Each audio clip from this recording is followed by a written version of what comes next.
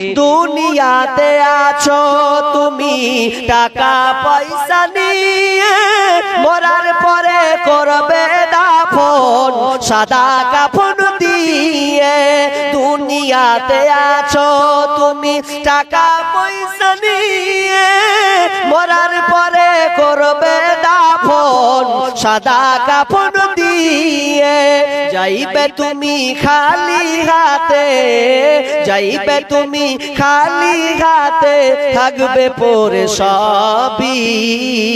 থেমে যাবে জীবন তোমার, বন্ধ হবে আঁখি। ওরে মন, থেমে যাবে জীবন তোমার, বন্ধ হবে আঁখি।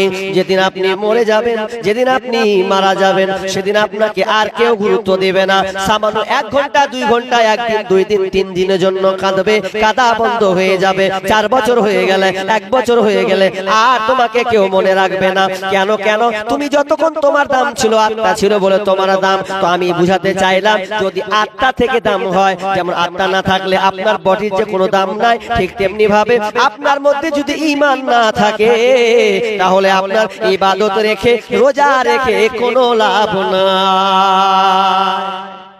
ঈমান মজবুত না করলে আল্লাহ রোজা কবুল করবে না। ঈমানকে আগে মজবুত করতে হবে। তো ঈমান কেমন ঈমান মজবুত করা লাগবে? আপনাকে খালস 5টার উপরে ঈমান নিয়ে আসতে হবে।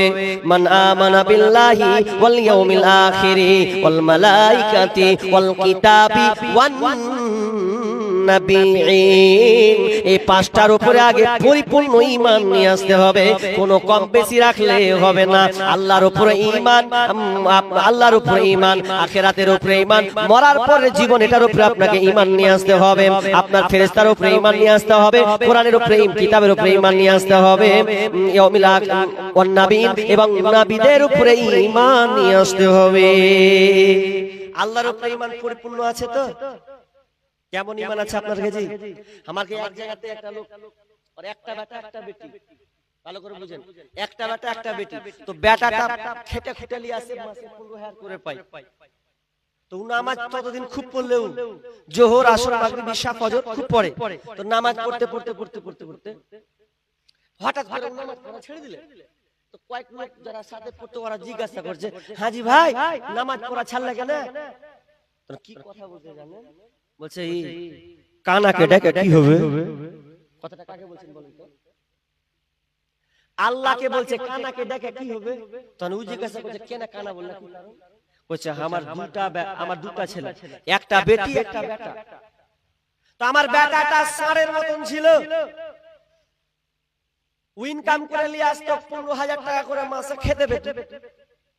তো আল্লাহ কানা কহো না তো কি করবো, আমার বেটি বিছানাতে পড়েছিল, কিছু করতে পারছিল না, কত টাকা খরচ করে রেখেছিল।